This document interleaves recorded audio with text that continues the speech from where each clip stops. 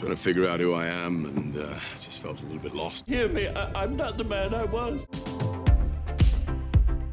Hey, welcome to ScreenCrush, I'm Ryan Airy. You know, Thor Ragnarok is my all-time favorite MCU movie. We even covered that in this video essay. Yes! So I was super hyped for Love and Thunder, but something seemed off. Now don't get me wrong, it's incredibly well made and well acted, and the movie has its high points, but I had a hard time getting invested in the movie and its characters, and I didn't realize why until I rewatched A Muppet Christmas Carol. Wait, what's Thor got to do with the Muppets? Thor has everything to do with the Muppets. These two movies are actually very similar, and each of them has one really similar scene that I think explains why A Muppet Christmas Carol is a beloved classic and Thor Love and Thunder is the movie that some people say broke Phase 4. But first, let's talk about the movie's many similarities. Both films are about a man who has closed himself off emotionally from the rest of the world, including his estranged girlfriend. Each is adapted from previous tales and is narrated by their authors. And listen to the legend of the Space Viking. Welcome to the Muppet Christmas Carol. And both movies feature flashbacks to show us how the main character has become so closed off. The hero goes on a spiritual journey where he encounters people from his past and several powerful supernatural forces. Each movie also features an ailing character who the main character feels affection for, and each story is a meta-commentary on how the wealthy exploit the working classes. The ultimate lesson of each movie is to enjoy your life with the time you have and not be laser focused on obtaining a single goal. And of course, each movie ends with the villain having a change of heart and the main character opens up his heart to love a child. So even with all these similarities, there is a reason why the Muppet Christmas Carol is like this. I'm in a glass case of emotion! And Thor Love and Thunder is like this. First, let's talk about the Muppet Christmas Carol and why it works so well. And for me, it's the star, My Cocaine. Did you say my cocaine? Oh yeah, if you say My Cocaine, it sounds like Michael Caine saying his own name in his accent. My cocaine. Oh, that's neat. Right? Now you try it at home. My name is Michael Caine. Anyways, Entertain the Elk just put out a great video about A Muppet Christmas Carol, which I highly recommend, and the link is down below. In this video, he pulls this quote from My Cocaine, talking to director Brian Henson. "I'm going to play this like I'm in the Royal Shakespeare Company. I will never wink, I will never do anything Muppety. I am going to play Scrooge as if it is in an utterly dramatic role and there are no puppets around me." And this was brilliant. Scrooge gives the movie its dramatic anchor. The Muppets can be silly, and this is balanced out by the gravitas of this Academy Award-winning actor. See, Roger Ebert, in his review for Dr. Strangelove, said that Dr. Strangelove's humor is generated by a basic comic principle. People trying to be funny are never as funny as people trying to be serious and failing. In other words, comedy requires a straight man. Like Rock Hudson? No, a straight man in comedy is a person who doesn't really try to get the laughs. They're the grounded characters that all us normal people can relate to as all the craziness happens around them.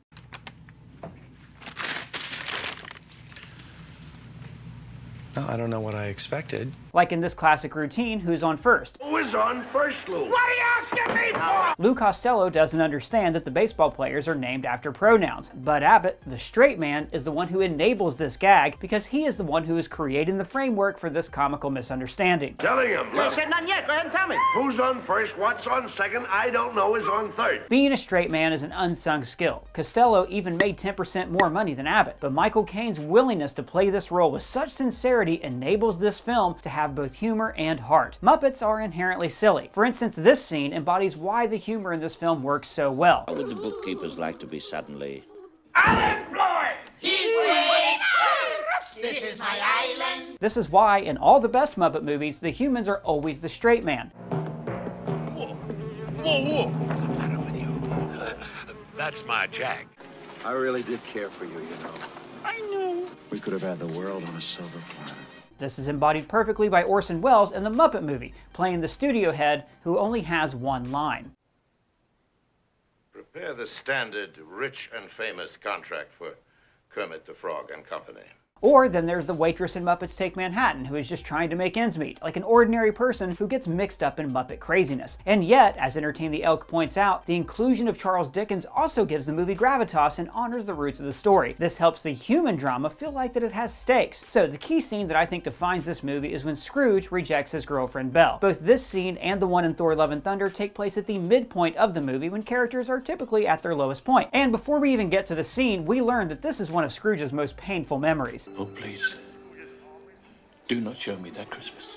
and the pain on Michael Caine's face is real as we fade into this scene. Now, the only Muppets are the Ghost of Christmas Past and the narrators are quickly pulled out of focus to highlight young Scrooge and Belle. It's actually kind of incredible how fake this scene looks. This is obviously filmed on a set, but that just adds a sense of theatricality to this moment, and theater is capable of making us feel deeper emotions than film because of the intimacy we have with the actors on stage. In the previous scene, we saw that Scrooge was a workaholic, but Belle charmed something within him. Now, this scene begins filmed through tree branches, showing that there is a distance between the two of them. But it can't be helped, Belle. It also makes us feel like voyeurs, like we're allowed a secret look into the past of this old neighborhood curmudgeon. We briefly see them framed tightly with warm colors to signify that they were once close, but the moment they begin to argue, young Scrooge rises to move away from her and we're back behind the branches. And then, during the argument, the shot stays still on Michael Caine's face so we can read his reaction. Barely clearing expenses. You said the partnership was the goal. This is for you. And then, for the end of the argument, we're back on shot reverse shot. But Scrooge is looming over her, feeling like he has all the power. But after she drops this bombshell, I love you, Belle. You did once.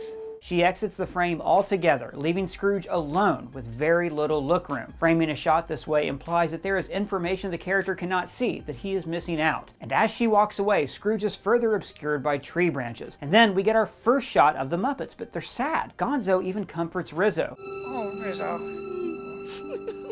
And finally, we're back to Michael Caine, who is breaking down. And we can really feel how much this scene hurts. Scrooge has lost his love, and there's no more humor in his heart. Why do you delight in torturing me? And the scene then does a brilliant fade to the present day. I mean, how smooth is this transition? Now, the scene I'm going to talk about in Love and Thunder is similar, except in this scene, Thor decides to embrace love instead of abandoning it like Scrooge did. But the scene also deals with some complex emotions like cancer, failure, mortality, and death. And yet, as we'll see, these themes are constantly undermined by jokes that prevent us from ever really feeling anything. Now, I gotta say, in fairness, a lot of this movie is hilarious. And like I said, I love Taika Waititi. His Korg was the bright spot of Ragnarok, and this scene makes me laugh every time I see it.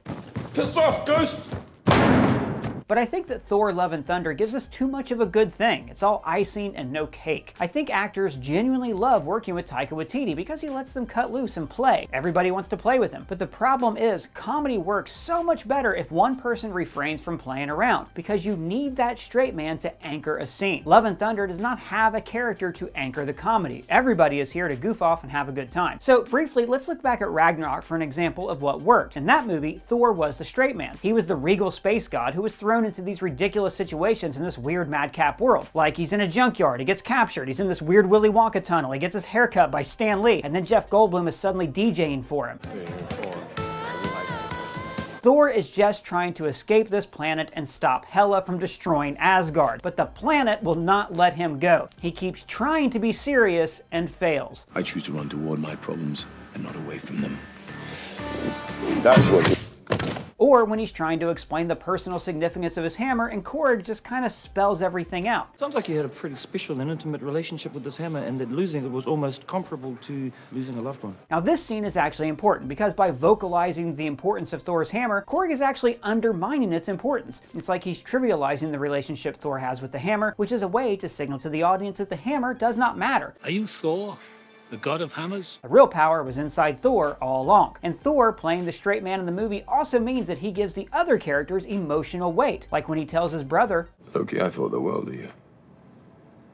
Like, that is so powerful because Thor is very earnest. But the Thor in Love and Thunder is so relentlessly silly that he constantly undermines any of the dramatic tension in his scenes. And I think Love and Thunder falters in the middle act because this is when everything is supposed to be at its worst. So just to recap where we are at the point before this scene. Gorr has kidnapped the children of Asgard, and he is a threat to every god alive. Thor and his Revengers try to recruit the other gods, but instead they are mocked. And flicker. Instead of recruiting Zeus, they fought and killed him. So now there will be no army to face Gorr. Afterwards, Thor speaks with the kids. He tries to inspire them. When I was your age, I don't think I would have been as brave as you. And he has this funny line. You're a team now. Team kids in a cage. But ultimately, they are screwed. There's no plan. We failed to raise a god army. Korg is dead. But instead of the characters being down or worried or even afraid, they barely seem bothered. We killed Zeus! I mean, that may or may not be catastrophic for the whole universe, and sure, the entire god kingdom is probably gonna hunt us down for the rest of our days. And then there's a joke about Thor's hammer being jealous. It's sleek, it's slender, it's powerful, it's beautiful. So Thor goes outside to share a beer with Stormbreaker and give it a talk. Look, I gotta say, I really didn't like the sentient hammer jealousy gags. It does play into the movie's themes of relationships, but making the hammer like this sentient is kind of weird. And it implies that Thor and his hammer get romantic together. That was a throwaway line in Ragnarok. Pull me off the... Oh my god, the hammer pulled you off. But here it's just weird. Listen, we good? Now, I personally think that Thor should have gone out to the deck because all seems lost and he's hopeless and he needs time to think. But instead, it's for a gag with his hammer and a beer. I think it's time for your first beer. Sorry, we've been fighting lately. Like, is he grooming this hammer? It's very weird. So then the music does get serious and Jane comes out to the deck with him. All right, so now it's time to get down to the meat of the movie. All the gags, Korg, all that is the pudding, but we can't have pudding if we don't eat our meat. Did he just say we couldn't have dessert? Jane comes out and basically stares at Thor because they're deep down in love, while Thor is sort of awkward and weird.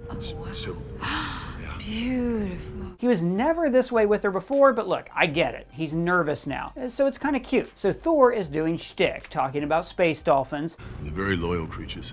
They mate for life. In packs of 6. And then Korg interrupts the scene. Oh, brother man, you look so hot. And then Korg has a monologue with Valkyrie. When two cronins want to make a baby, they get together inside a mountain, and they go down to a little lava pool. They hold hands out. And look, and this just feels like Korg stealing focus from the important scene between these two characters who are actually central to the plot. And then a gag that I think exemplifies why this movie is weaker than Ragnarok. After Valkyrie says she doesn't want to be in a relationship, Korg says, "Because you lost your girlfriend in battle and never forgave yourself, and now you just try to find answers in the bottom of a bottle or some meaningless dalliance which only serves to numb the pain." So he is undermining her dramatic tension just by explaining it to the audience. Now this worked with Thor's hammer in the last movie because, like I said, that monologue foreshadowed that Thor didn't really need the hammer to begin with. But here, after Korg says this to Valkyrie, it means we can't really explore these feelings of hers. They've been trivialized. And from here on out, Valkyrie has no arc in the movie. She gets hurt in the next battle and then sits out the last fight, even though she said, "If I'm gonna die, well, it may as well be driving my sword through the heart of that murderous head." And then she says this later on. I wish I could join you, but I'd probably die and that won't help get the kids back, so you'll have to go alone. So then we go right back to Thor, Jane, and the space dolphins. The Korg interlude did nothing to advance the scene. In fact, I firmly believe that Korg should have died in Omnipotent City. When we thought he was dead, the movie immediately gained major dramatic stakes, which were immediately undermined when Valkyrie tied him to her 6. 48! I can do this, damn it! Now imagine this whole scene without Korg. The characters would feel hopeless. We would feel hopeless because we love Korg. And this feeling of hopelessness would bring Thor and Jane together. But Korg is great. You can't kill Korg. You can bring him back later in the movie if you want, like maybe the Cronin god resurrected him. Oh yeah, that would have been cool. I love Korg, but like I said, it's too much of a good thing. So now let's really get into the scene between Thor and Jane, where we can really see how it pales in comparison to the similar scene in Muppet Christmas Carol. Okay, so like I said, this is the dramatic meat of the movie. Thor and Jane will finally come to love each other again, and the movie is about to set its dramatic stakes. I want to feel shitty about you. Come on, man, please stop making jokes. And then Thor finally starts getting real. I've pushed people away, kept them at a distance because of the fear of that loss, but I don't want to do that anymore. Which is immediately undermined by a joke. I closed off my heart and I meditated. Did you meditate? No, that's so boring. It actually made me more angry. And then he finally says how he feels. I want to be with you, Jane. And she replies with, I have cancer.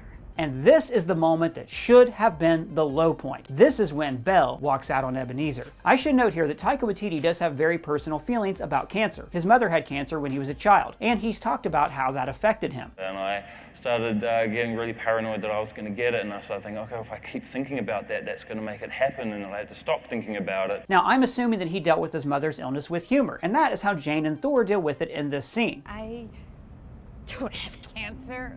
Let's go smash something. I mean, this joke doesn't really work. It feels disingenuous to the characters. These two people are adults. Jane's in her 40s at this point. Thor's thousands of years old, and they're talking like 12-year-olds. Plant your feet and have a grown-up conversation. The scene is constantly undermining its drama with jokes, and it gets to be really kind of boring to watch. Space dolphins. What? This You should see some space dolphins. The thing is, Jane's cancer never, to me, felt like a serious danger in the movie. I think that's partly because she's getting chemotherapy and she still has her hair. Now in the comics, the image of Jane being bald was shocking, and it shows us how high the stakes were for her to use the hammer. Just like in the movie, using the hammer is killing Jane, but we don't really find that out till later in the film, so there's no dramatic tension about her constantly choosing to go out and be Thor. And in this movie, Natalie Portman kept her hair and just has some circles put under her eyes. Now my mother recently beat cancer. Hell yeah.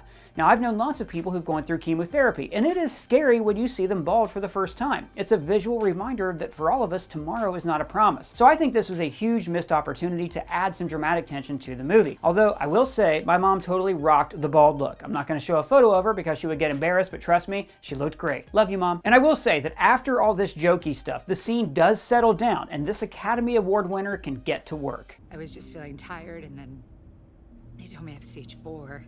Get my affairs in order. Yes, this is where we really start to get some dramatic weight to her illness and the consequences of her heroism. Here is where I think Jane should have shown Thor her true form in this moment, reverting back to Jane, bald, going through chemo. She would do this as a way to push Thor away, to show him that she's not worth loving because she is not long for this world. And this is where I think the movie really squandered a dramatic opportunity. Thor's whole thing in the flashback is that he doesn't want to fall in love because he's afraid of losing people, but they never state the reason he's afraid of losing people. It should have been because he's going to live for thousands of years, and Jane will last, if she's lucky, another 60 or 70 years. Like Odin said, she is mortal.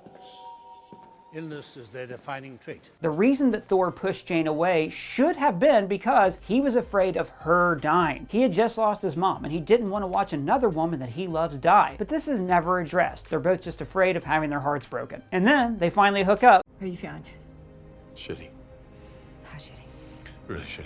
But it's in a callback to that first joke that didn't work. Yeah, I got taken from me, and God, that hurts. But that shitty feeling is better than feeling empty. I want to feel shitty about you. So this is the moment when the dramatic stakes are set. The characters are at their lowest as they enter the belly of the beast, aka Gore's world, but now they will have even more to lose because they've admitted they are in love. They could have a life together if they get through this. And this theme also ties into Gore. Thor, like his enemy, is afraid of losing that person that he loves. But then we still cut back to Valkyrie and Korg. Stop talking. Please just let the moment breathe. And then the scene reaches a natural conclusion. Hey. We're here. Look, I don't hate Thor Love and Thunder. It's really good. It's funny. The action's good. And Taika Waititi is in his Imperial period. He is creating both fun blockbusters and Academy Award-winning work, and he does it with his own signature style. And that's saying something in an era of cookie-cutter blockbusters like Black Adam and Rise of the Time Transformers or whatever's coming out in June. Waititi is one of my favorite writer-directors, and I want him to keep making Thor movies. But those movies would be more effective if he turned the humor down from an 11 to about a 7. Well, guys, that's just my thoughts on Thor Love and Thunder and A Muppet Christmas Carol. Let me know what you think of the movies and my opinions below, or you can @ me on Twitter. And if it's your first time here, please subscribe and smash that bell for alerts. For ScreenCrush, I'm Ryan Airy.